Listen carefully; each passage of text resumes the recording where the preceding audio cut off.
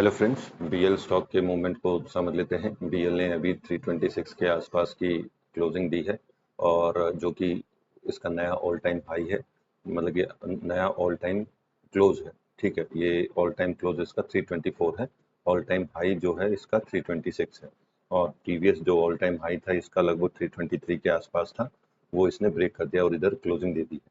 तो अब अगर मूवमेंट को ढंग से समझे तो बीएल ने क्या किया है, बीएल ने 256 से अभी 320 तक की जर्नी कवर करी है और उसके बाद उसने पहले ये जर्नी कवर करी, जो भी इसमें फॉल आया 4 जून को, उसके बाद इसने कम से कम 2 वीक तक ये जर्नी पूरी कवर करी है 320 तक के लेवल की, और उसके बाद ये एक रेंज में फंस गया 1 से 2 वीक में। ठीक है, 1 से 2 वीक में इसी रेंज में ये ट्रेड करा और अब जो फ्राइडे का सेशन था, इसने इस रेंज को प्लस इस जो भी इसका ऑल टाइम हाई था उसको, दोनों के ऊपर इसने क्लोजिंग दी है। ठीक है, अब आगे की मूवमेंट क्या हो सकती है? आगे की मूवमेंट जो प्रीवियस ब्रेकआउट्स हैं इसमें बीएल में, उनके हिसाब से इसमें आराम से कम हम 10% का मूव एक्सपेक्ट कर सकते हैं। तो इस स्टॉक को यहाँ से ये लगभग 20 से 30% का मूवमेंट है शायद, ये 230 से 320 तो 70-90, तो ये लगभग 30% का मूवमेंट मान सकते हैं। 30 नहीं, सॉरी, ये लगभग 50% का मूवमेंट रहेगा। ये लगभग इसने 50% का मूवमेंट दिया है, राइट।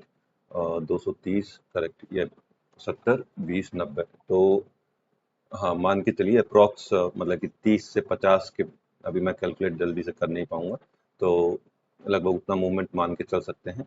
और इस लेवल से ये इस लेवल से ये देखें तो ये भी लगभग, मतलब कि 210 के आसपास का लेवल है।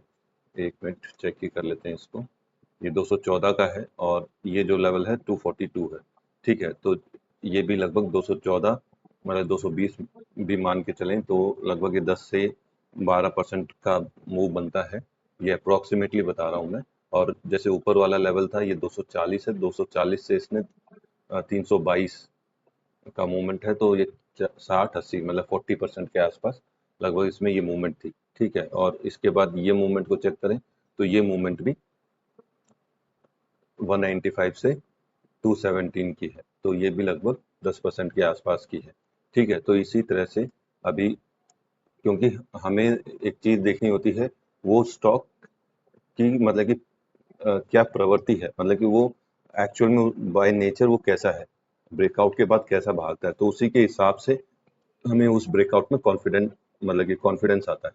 तो उस हिसाब से अब इसकी एंट्री जो रह सकती है, वो जो अच्छी एंट्री मानी जाएगी, अभी ये 324 के आसपास क्लोज दिया है, तो अब नेक्स्ट ट्रेडिंग सेशन में ये 330 से नीचे अगर ओपन होता है और उसके आसपास ही मिलता है, तो इस स्टॉप लॉस के साथ ऊपर के लेवल 340 सॉरी 350 और 360 को टारगेट किया जा सकता है। ये स्टॉक वहां तक जाने की प्रोबेबिलिटी रखता है और मैं इसको पर्सनल बेस पे, भारत इलेक्ट्रॉनिक्स को पर्सनल बेस पे ट्रैक करूंगा।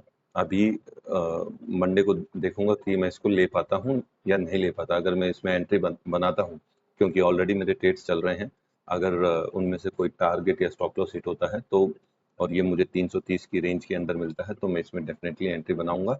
और अगर एंट्री बनाता हूं तो मैं अपने टेलीग्राम चैनल पे डाल दूंगा।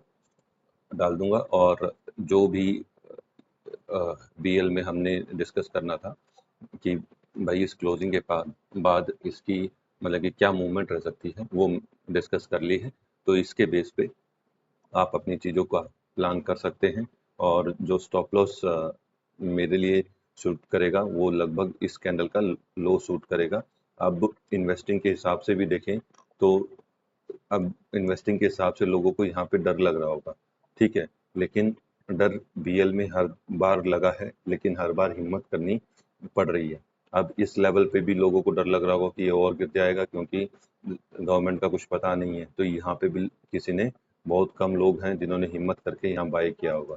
ठीक है, और दूसरा जी, जब भी ब्रेकआउट होता है, जैसे इस लेवल पे था, ये ब्रेकआउट हुआ, तो इस लेवल पे भी उस समय जिसने खरीदा होगा उसने डर के खरीदा होगा और आज वो सोच रहा है कि भैया मेरी बढ़िया एंट्री हो गई थी, तो किसी को नहीं मालूम।